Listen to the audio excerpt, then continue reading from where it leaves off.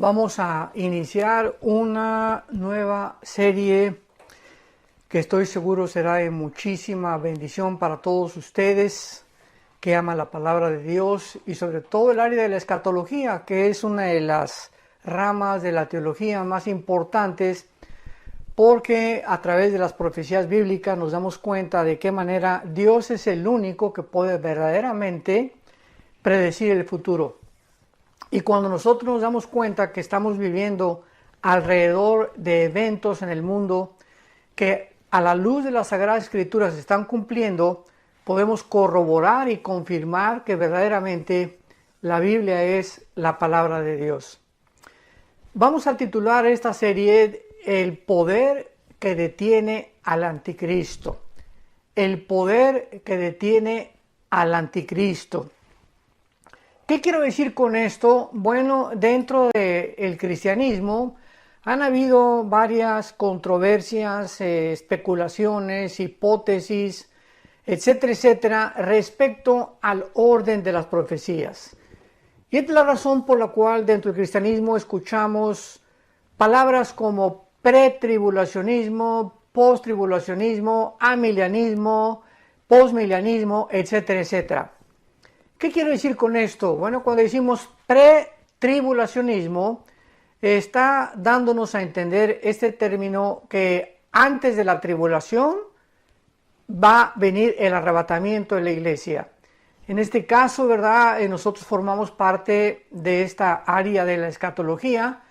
Creo firmemente, como lo quiero demostrar a través de las Sagradas Escrituras, de que la iglesia no va a atravesar la gran tribulación. Por eso se llama pre significa antes tribulacionismo, antes de la tribulación. Cuando hablamos del post-tribulacionismo, hablamos de personas o cristianos que creen que es hasta la segunda venida de Jesucristo, junto con el arrebatamiento, que se llevan a cabo estos dos eventos. O sea, en la segunda venida de Jesucristo viene el arrebatamiento y al mismo tiempo Él desciende del cielo, lo cual pues ya es muy, pero muy difícil de sostener. Y luego tenemos el amilianismo, cristianos que creen que ya todas las profecías se cumplieron, que todo sucedió en el año 70 después de Cristo, que las profecías del Apocalipsis también ya se han cumplido, que la semana 70 de Daniel ya se ha cumplido. Y entonces vemos estas diferentes posturas o perspectivas que existen, y esto es debido a que estamos ni más ni menos analizando, profundizando, escudriñando, penetrando en la mente de Dios. La Biblia es la mente de Dios revelada, y claro que no creo que haya ni siquiera un 5 o un 10% que podamos encontrar de la mente de Dios, dada nuestra finitud y nuestra limitación intelectual y también de comprensión. El apóstol Pablo escribió que todavía estamos mirando a través de como un espejo. Cuando éramos niños, 1 Corintios 13 dice Pablo, hablábamos como niños, pensábamos como niños. Cuando vamos creciendo, vamos desarrollando nuestra capacidad de comprensión.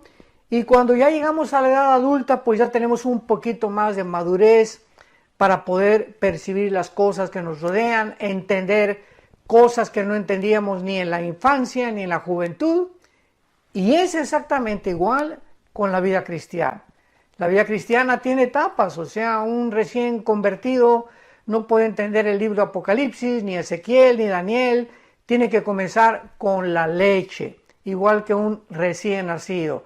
Un bebé recién nacido no le puedes dar jamón, no le puedes dar una chuleta de puerco, ¿verdad? Porque se empacharía, se atragantaría, pero cuando va creciendo, después de un año de la leche de la mamá, ya brinca alimentos un poquito sólidos, que el gerbercito, que el jamoncito picado, y así el bebé, la naturaleza humana se va adaptando al alimento de acuerdo al crecimiento. Es exactamente igual en la vida espiritual. Dice el apóstol Pedro que crezcamos y deseemos la leche espiritual, que es la Biblia, como niños recién nacidos, para que crezcamos para salvación. Muy bien. Ahora con este preámbulo puedo yo comenzar a entender claramente por qué hay estas diferentes posturas dentro del cristianismo y no nos queda más que escudriñar las escrituras, buscar cuál postura tiene más peso teológico simplemente, ¿verdad? Y tratar de poder llegar a una solución. ¿Por qué creo esto? Porque no puede haber dos verdades. No puede haber tres verdades, o sea, algo tiene que ser, o una postura tiene que ser la real. Yo recuerdo cuando inicié mi vida cristiana, me eduqué con misioneros bautistas y me enseñaron bastante de la doctrina bautista, estoy muy agradecido. Después estuve con hermanos pentecostales, los hermanos bautistas, vivíamos en Acapulco, se fueron y comencé yo a recibir la doctrina pentecostal, que todos desde luego somos hermanos en Cristo, ¿no? Pero la postura pentecostal tiene su perspectiva del bautismo del Espíritu Santo, de los dones espirituales, y después de los bautistas y los pentecostales, yo veo detrás de todo esto la mano de Dios.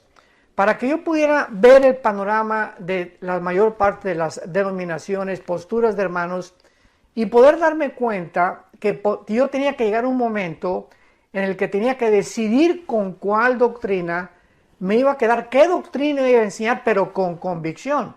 Porque cuando predicamos la palabra, tiene que ser predicada con autoridad y con convicción. Y pues, en tercer lugar, estuve con los presbiterianos. Estudié la famosa teología de la Reforma, el calvinismo, el hipercalvinismo, la doctrina de la predestinación, de la depravación humana, la expiación limitada, bueno, todo lo que enseña la famosa doctrina o teología de la Reforma. Y finalmente, pues yo tenía que encontrar un equilibrio. Fue lo que yo le pedí al Espíritu Santo, dame un equilibrio, Señor, ¿verdad? Porque todos mis hermanos tienen diferentes perspectivas y esto es bueno porque así dependemos unos de otros, o sea, no nos vamos a tachar de herejes, ni mucho menos, simplemente son enfoques diferentes por causa de falta de muchas piezas del rompecabezas en la Biblia que no hemos encontrado y otras veces por falta de estudio profundo de la palabra de Dios.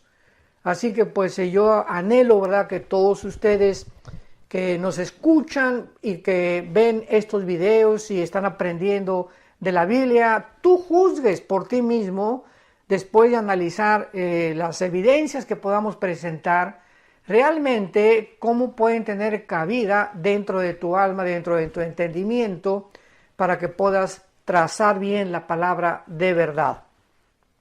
Vamos a ver la primera y la segunda carta a los tesalonicenses, principalmente para examinar lo que el título de esta serie le he llamado el poder que detiene al anticristo.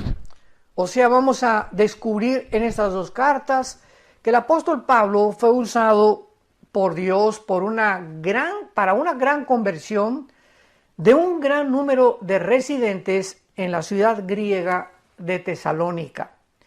Pero no solo Pablo les enseñó las doctrinas principales de la salvación, sino que también les enseñó claramente y puso un orden, y este orden es el que quiero seguir, porque nos va a demostrar claramente, pero así claramente, yo no encontraré ya otra forma de poder discutir estas doctrinas, más que siguiendo el orden que el apóstol Pablo, en su primera carta y en su segunda carta, establece escatológicamente del rapto o del arrebatamiento de la iglesia, de la gran tribulación, de la aparición del anticristo y de la segunda venida de Jesucristo.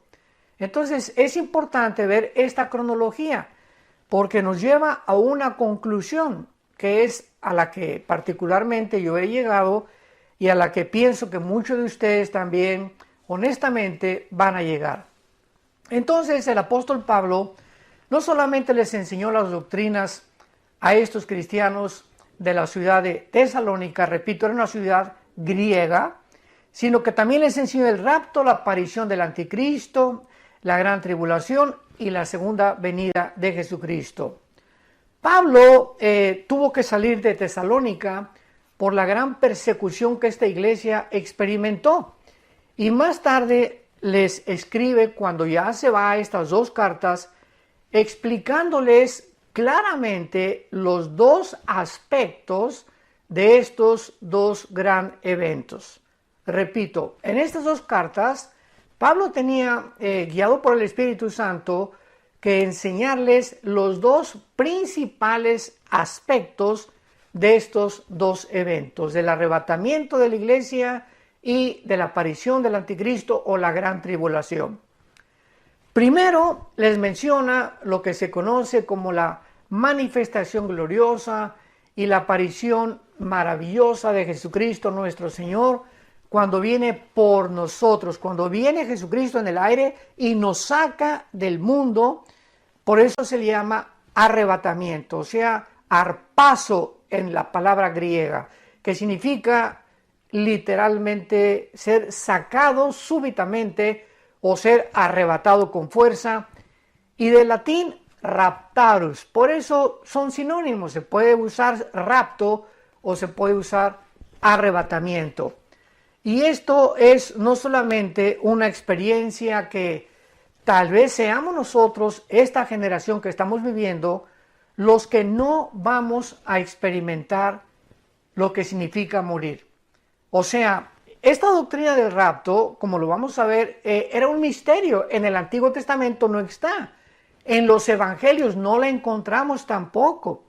Fue algo que Dios apartó de una forma soberana para enseñársela a un solo hombre. No se le enseñó a Juan, ni a Santiago, ni a Mateo, ni a Marcos, ni a Pedro, se le enseñó al apóstol Pablo. Esto nos muestra que Dios es soberano en cuanto a muchos secretos que Él tiene. Y Él puede enseñarle a Isaías cosas que no le enseñó a Malaquías, cosas que no le enseñó a Zacarías, cosas que no le enseñó a Sofonías, a todos los profetas menores y a los mayores del Antiguo Testamento, pero que cuando ponemos a todos estos profetas y todas estas revelaciones que Dios le dio tanto en el Antiguo Testamento como en el Nuevo Testamento a diferentes hombres, nos damos cuenta la consistencia de la verdad. O sea, ninguno de ellos se contradecía. Muchas cosas parecen que se contradecían, pero cuando las ponemos ya juntas, como dice el Salmo 119, la suma, la unión de tu palabra es la verdad. No podemos tomar una doctrina del Apocalipsis sin tener en cuenta el libro de Ezequiel y mucho menos el libro de Daniel y el libro de Zacarías. No podemos tomar los evangelios sin corroborar Mateo con Lucas, con Marcos, con Juan, etcétera, etcétera. Y aunque los cuatro evangelistas, Mateo, Marcos, Lucas y Juan, escriben de diferente forma, viendo de diferentes aspectos la vida y ministerio terrenal de Jesucristo, todos escriben cosas diferentes, pero muchas de ellas coinciden aun cuando usan un lenguaje diferente.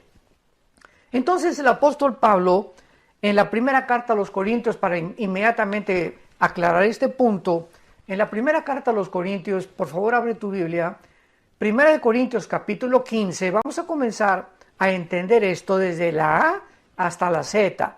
Eso sí, se los prometo que así lo vamos a hacer.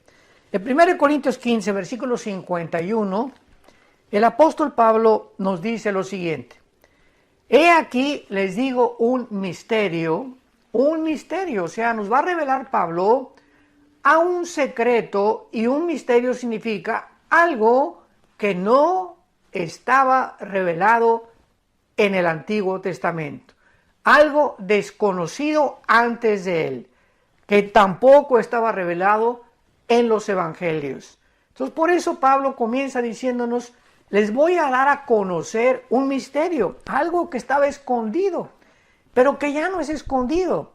Dios me lo reveló a mí. Lo escondió en el Antiguo Testamento, lo escondió en los evangelios, pero al Espíritu Santo le agradó revelármelo a mí. Muy bien.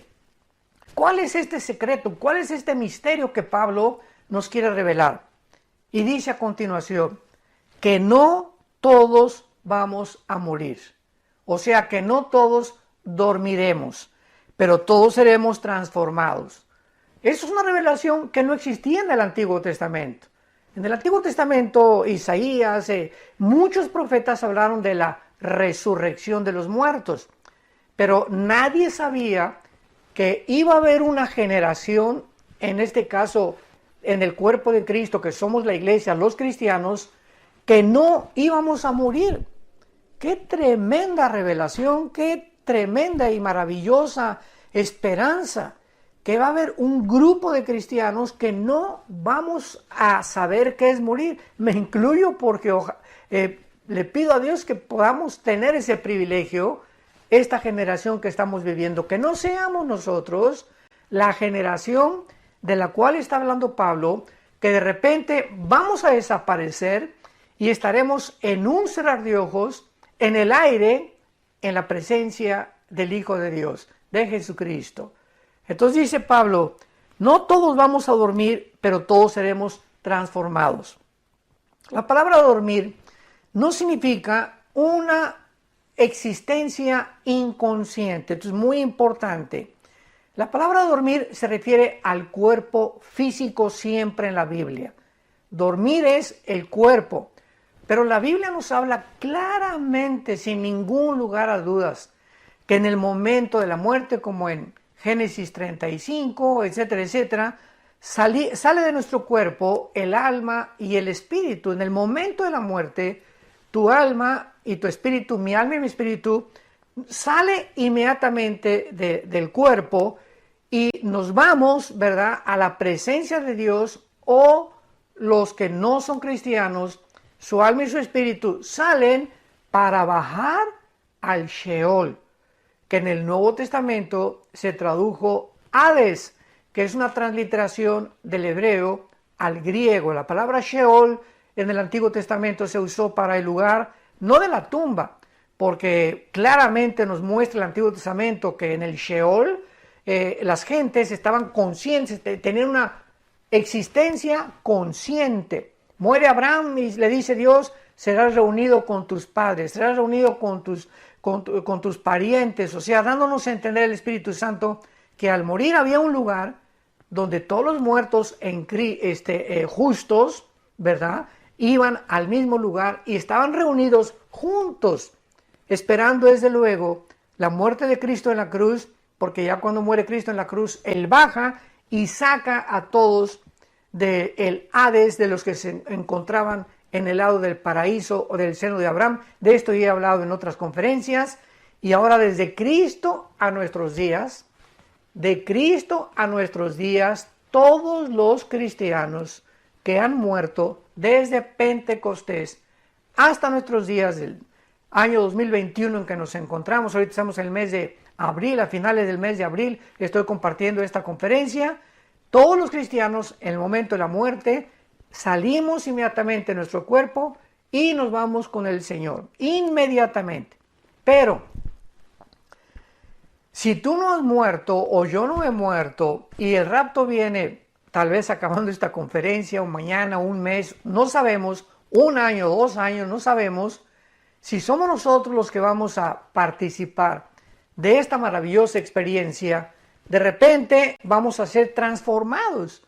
Vas a estar comiendo en un restaurante o manejando, un piloto en un avión, un chofer en un camión, un médico tal vez operando, o a lo mejor yo predicando, ¿verdad? No sabemos, pero si viene el arrebatamiento y viene el rapto de la iglesia, de repente vamos a desaparecer millones de personas, nuestra ropa se va a quedar ahí tirada y vamos en instantes, en milésimas de segundo, nuestro cuerpo corruptible, porque así nuestro cuerpo como lo tenemos no puede ser transportado al cielo, porque es un cuerpo que no puede heredar, la carne y la sangre no puede heredar lo invisible, lo incorruptible. Un cuerpo imperfecto no puede estar en un lugar perfecto. Entonces es lógico que nuestro cuerpo tiene que ser cambiado en milésimas de segundo para estar, repito, en la presencia de Jesús. Jesús vendrá en el aire y no va a tocar los pies en la tierra. Esta es la gran diferencia. Después ya hablaré de todo eso. En el rapto viene Jesús en el aire, nos saca del mundo, la iglesia sale del mundo, comienzan los 7 años de la tribulación y en la segunda venida Cristo desciende y toca el monte de los olivos. Zacarías capítulo 14, versículos 2 y 3. En la segunda venida Él toca los pies en el monte de los olivos y en la segunda venida Él viene con nosotros. Dice Apocalipsis 19, en un caballo blanco y los ejércitos le seguían y todos nosotros venimos junto con Él a establecer su reino milenial o el reino mesiánico prometido a los profetas y al rey David en particular. Muy bien, continuamos en 1 Corintios 15. Quiero ir despacio, como lo puedes notar, que tenemos que ir despacio en el escudriñamiento y en la exposición de la palabra de Dios. Les digo un misterio, no todos vamos a dormir o a morir, pero todos seremos transformados. En un momento, en un abrir y cerrar de ojos, dice el apóstol Pablo, esto fue lo que Dios le reveló a la final trompeta. Porque se tocará la trompeta y los muertos en Cristo, o sea, si viene el rapto ahorita, para ir despacio, si viene el rapto ahorita, mañana o pasado o la semana que entra, todos los que han muerto antes que nosotros, desde Pentecostés, porque esto es importante, en el rapto solamente nos vamos a ir todos los que formamos el cuerpo de Cristo. La Biblia le llama los que estamos en Cristo, porque cuando en Pentecostés vino el Espíritu Santo, el Espíritu Santo hizo algo que no había hecho jamás en la historia. Desciende el Espíritu Santo para hacer su morada, para convertirnos a nosotros, nuestro cuerpo convertirlo en el templo de Dios. Dice 1 Corintios 6, 19 y 20, que no sabéis que vuestro cuerpo, mi cuerpo, tu cuerpo es el templo donde Dios está viviendo. Esto es maravilloso. Somos el templo del Espíritu Santo. Entonces el Espíritu Santo en el momento en Pentecostés entró a hacer su morada. Ya en el Antiguo Testamento entraba y salía, entraba y salía. Entraba sobre Sansón y Sansón tenía unas fuerzas sobrenaturales, pero se iba. Entraba sobre David y David tocaba el arpa y comenzaba a escribir como el Salmo 22, que 1000 años antes de Cristo contiene la crucifixión escrita por David, guiado por el Espíritu Santo, inspirado por el Espíritu Santo, pero se iba el Espíritu Santo y así venía sobre las personas, pero se iba. Pero desde Pentecostés, que fueron 50 días después, porque la palabra Pentecostés significa 50 en el griego, entonces 50 días después de que Cristo muere, el Espíritu Santo viene sobre un grupo de personas llamados los cristianos, o también se les llamaba los del camino. Y el Espíritu Santo ya muere en nosotros. El Espíritu Santo nos bautiza.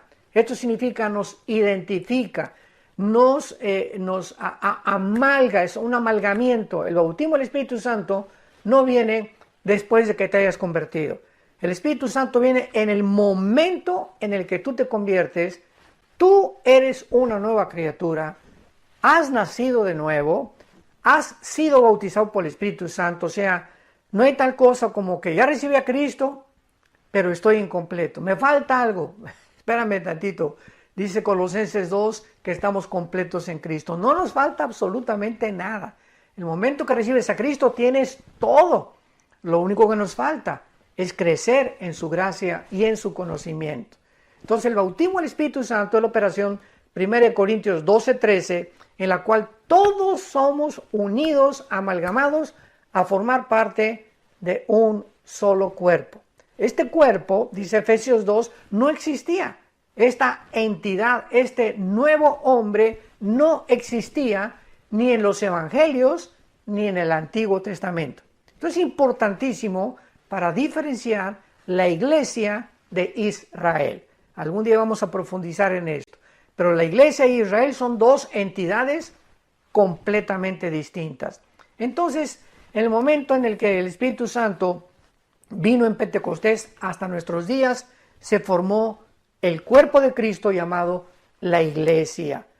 Y todos estos cristianos o todas estas personas, no importa su nacionalidad, que estamos fundidos, unidos con Cristo mística y misteriosamente, como dice Efesios capítulo 5, somos los que vamos a participar en la resurrección y en el arrebatamiento de la iglesia.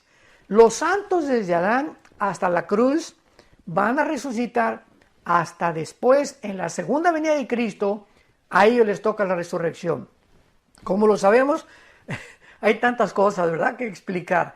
Pero en 1 Corintios 15 claramente dice la Biblia en el versículo 22, porque así como en Adán todos mueren, también en Cristo todos serán vivificados. Pero fíjense lo que dice claramente, esto es importantísimo. Pero cada uno en su debido orden. O sea, hay un orden para la resurrección. Los primeros que van a resucitar, los que siguen, los terceros, etcétera, etcétera. Porque primero se le llama la resurrección de todos los justos y los últimos en resucitar, Apocalipsis 20 del 11 al 15, serán todos aquellos que rechazaron a Cristo y todos aquellos que se rebelaron habiendo tenido un pleno conocimiento de la palabra de Dios. Bueno, y Pablo dice aquí en nuestro pasaje, 1 Corintios 15, he aquí os digo un misterio, no todos dormiremos, todos vamos a ser cambiados inmediatamente, en un abrir y cerrar de ojos, a la final trompeta, los muertos serán resucitados, incorruptibles, y luego nosotros. Si Cristo viene, os repito, mañana, o ahorita, una semana, todos los muertos antes que nosotros van a resucitar primero. Y ya que resuciten ellos, nos vamos nosotros, seremos transformados, y en el aire seguimos y nos unimos junto con ellos para recibir al Señor Jesucristo en los cielos. Los muertos resucitarán con nuevos cuerpos y nosotros, como no morimos, vamos a ser transformados inmediatamente. No vamos a saber lo que es morir.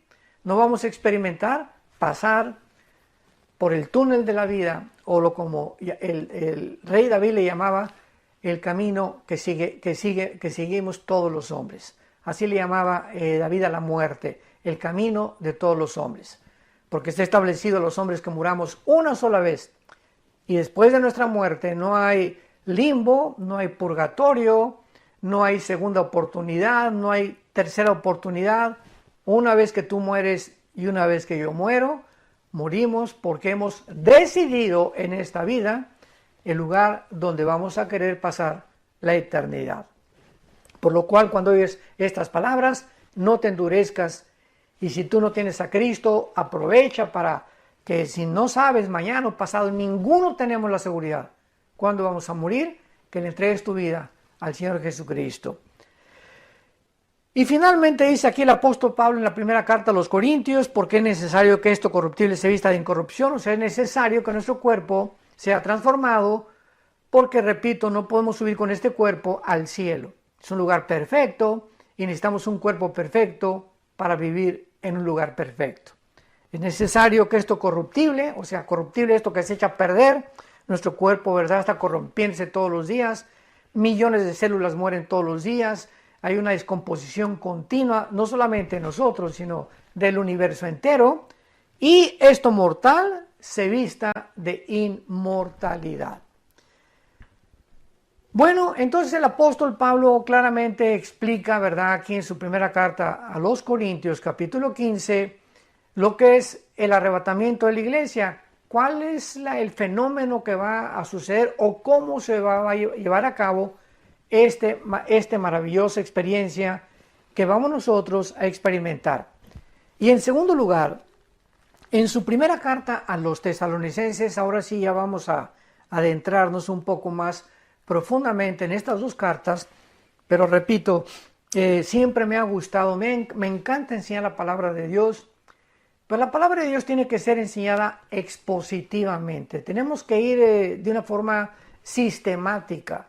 Y esto es muy importante para poder absorber, digerir, ahora sí que masticar y no atragantarnos claramente las enseñanzas del Espíritu Santo, pero más que nada tener hambre.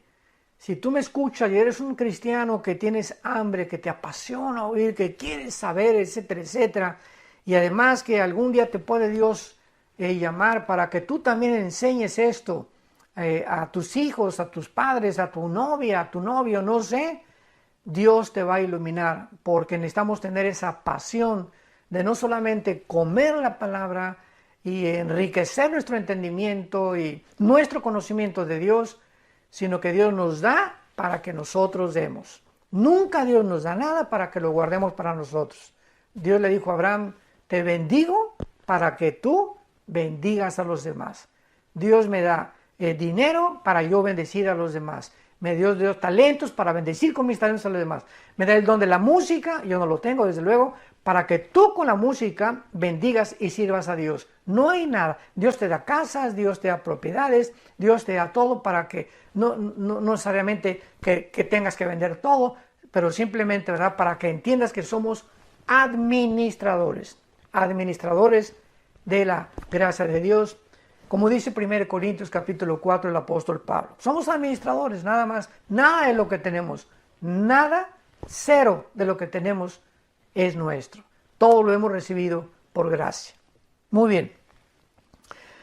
Ahora en la primera carta, a los capítulo 4, versículo 13 en adelante, el apóstol Pablo, ya con mucho más detalle, ya explica más o menos el mecanismo de lo que es el arrebatamiento de la iglesia y demostrando claramente en el próximo capítulo, el capítulo 5 de su primera carta, la diferencia entre el arrebatamiento y el día del Señor.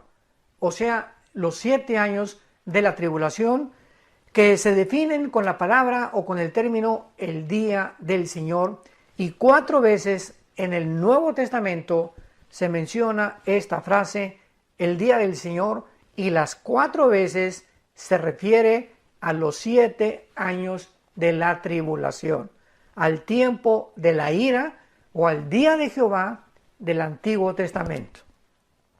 Y Pablo dice así, Primera de Tesalonicenses capítulo 4, versículo 15, por lo cual decimos esto en palabra del Señor. Es Cristo el que le enseñó esto al apóstol Pablo.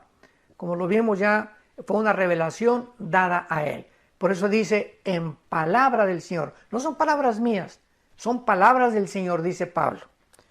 Que nosotros, que vivimos, que habremos quedado hasta la venida del Señor, no precederemos a los que durmieron. Porque el Señor mismo con voz de mando, con voz de arcángel y con trompetas de Dios, descenderá del cielo. Cristo descenderá físicamente del cielo. ¿Se acuerdan en Hechos 1, versículos 8 en adelante, que ascendió Cristo a los cielos y los ángeles aparecieron junto a él, diciéndolos a los apóstoles qué es lo que ven, ¿verdad? Es así como sube Cristo, de la misma forma descenderá. Imaginémonos esto, en el arrebatamiento va a descender del cielo, se va a detener a la mitad del cielo porque nadie lo va a ver más que nosotros, los que seamos arrebatados, y él, así como resucitó con su cuerpo glorificado, nos uniremos con él en el cielo para irnos con él en el cielo. Y mientras pasan los 7 años de la tribulación aquí en el mundo, estaremos en el cielo en lo que se llama el tribunal de Cristo. Romanos 14:10, 1 Corintios 3 del 10 en adelante, que será el bema en el griego, o tribunal, bema en griego, que significa que seremos los cristianos juzgados. A ver, con cuidado. Los cristianos, cuando muramos, vamos a ser juzgados, no por la salvación, porque la salvación no la podemos perder. Ya nuestra salvación fue conquistada, ganada en la muerte de Cristo. Él nos dio la salvación que tenemos, una salvación que no es nuestra, que nos es imputada por gracia y que gracias al sacrificio de Cristo tú y yo podemos reunirnos con Él en algún día. Entonces nuestra salvación, ¿verdad?, no tiene que ver ya en el tribunal de Cristo, en el bema, con B grande, bema en el griego de Cristo. Repito, Romanos 14:10, 1 Corintios 3 del 10 en adelante. Entonces ahí en el juicio de Cristo, en el tribunal de Cristo, vamos a ser juzgados por nuestras obras. 2 Corintios 5:10, cada quien Dios le dará lo que hicimos siendo cristianos, porque nuestra vida de ser cristianos fue borrada completamente. No hay nada de antes de ser cristianos que Dios nos va a sacar o a acusar, porque el que está en Cristo, nueva criatura es. 2 Corintios 5:17, somos una nueva creación. El que está en Cristo es una nueva creación. Las cosas viejas pasaron, todas son hechas nuevas. Entonces, en el tribunal de Cristo vamos a ser juzgados por todos los dones y los talentos que Dios te dio. Los talentos que a mí me dio Dios. ¿Qué hicimos con todo lo que Dios nos dio?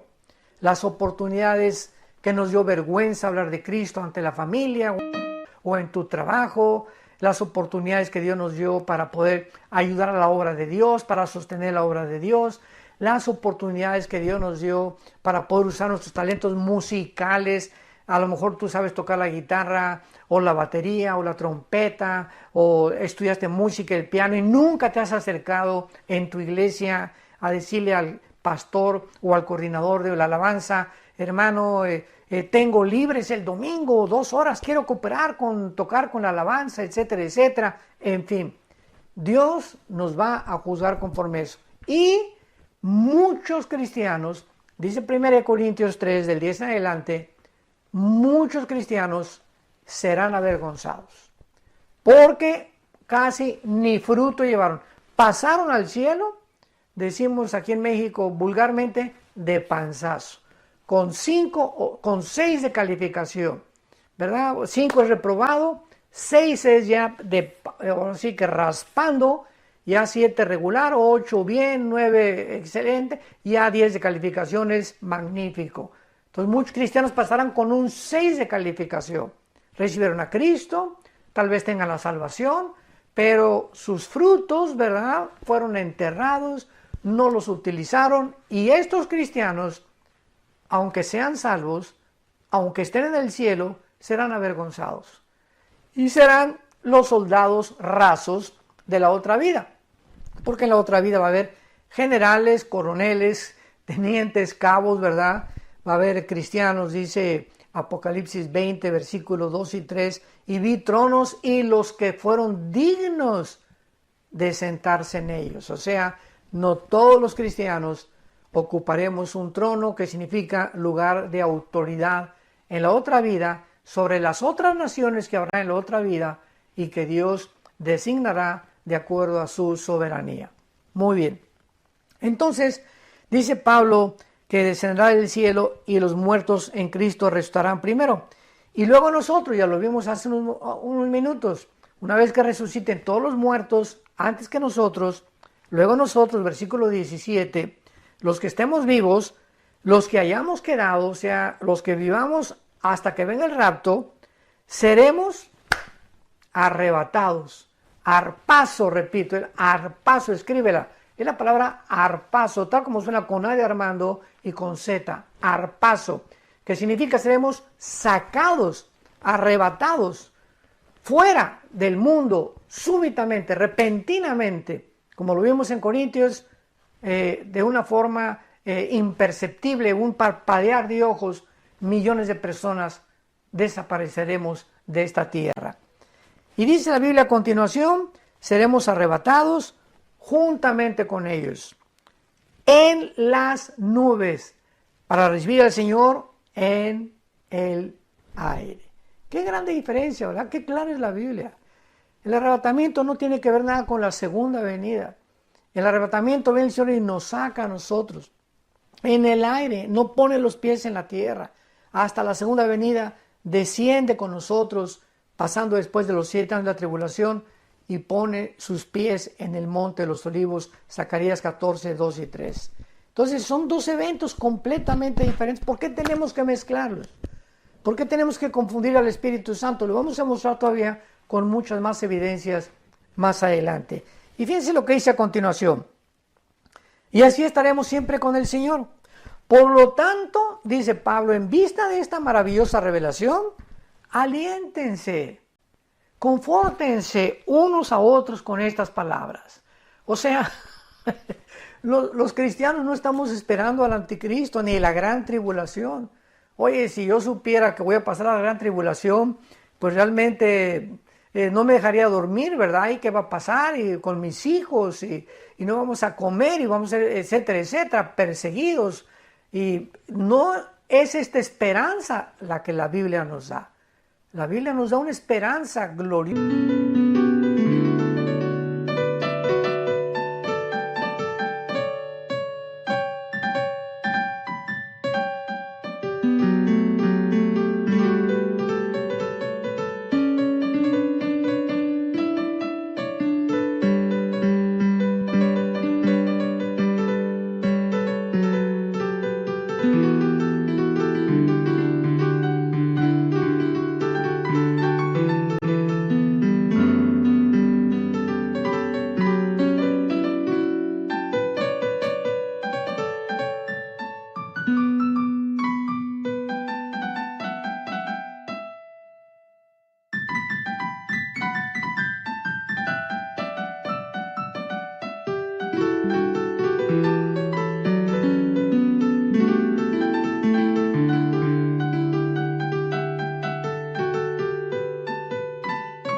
Maravillosa, la manifestación y aparición gloriosa de Jesucristo, dice Tito capítulo 2, versículo 10, de Jesucristo en el aire para llevarnos con Él.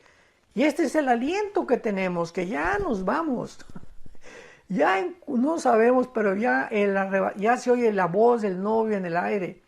Ya los cascos del Apocalipsis se escuchan en el cielo. Ya nos encontramos en la orillita.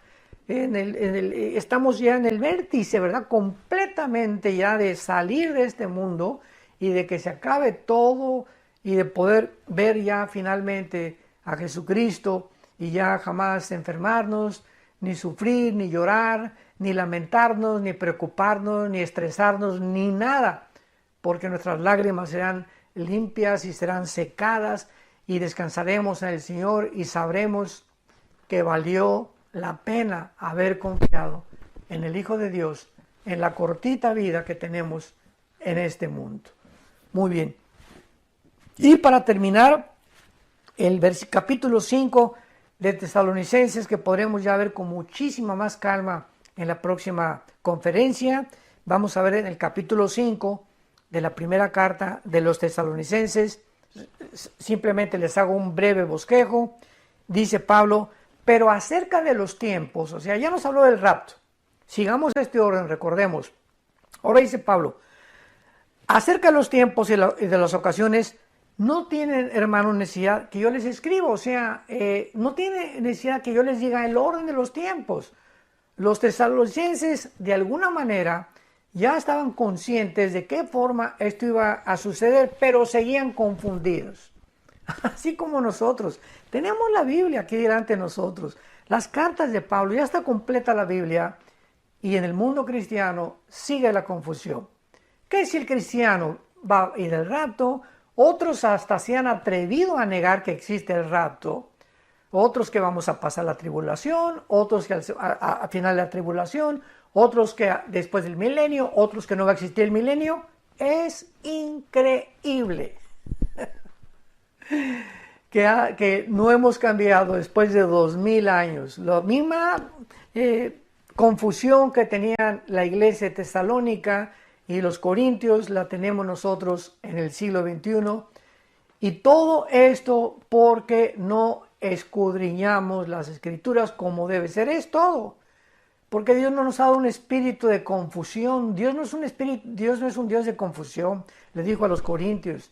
Dios es un Dios de orden. En todo hay un orden en lo que hace Dios. Y cuando nos adentramos en este orden, podemos entender poniendo en orden la A, la B, la C, la D, etcétera, etcétera, en el archivero, entonces tenemos una clara comprensión. Pero si yo tengo un archivero donde la B está en la A y la A está en la C, pues entonces no puedo encontrar rápidamente las cosas que busco, porque hay un desorden en mi archivero mental. Entonces Dios quiere que podamos ya poner en orden nuestra mente, y es necesario, repito, es necesario escudriñar las Escrituras diligentemente, perseverantemente en oración. Pedirle a Dios con pasión: Señor, quiero conocer la verdad, quiero seguirte con todo mi corazón, pero no solamente, repito, para conocerte, sino para poder compartir el glorioso evangelio de las buenas noticias que Jesucristo nos vino a traer al mundo, que tú estabas, Señor, en él, reconciliándonos en la cruz, perdonándonos nuestros pecados, no tomando en cuenta todas las maldades que hicimos antes de ser cristianos, sino para que nos dieras la vida eterna. Que Dios te bendiga. Y yo ya no aguanto en compartirles la segunda parte de este estudio, el poder que detiene al anticristo. Que Dios te bendiga y recibe a Cristo hoy que tienes vida, hoy que tienes salud, hoy que tu mente está clara y fresca. No pierdas más el tiempo. Invítalo a tu corazón.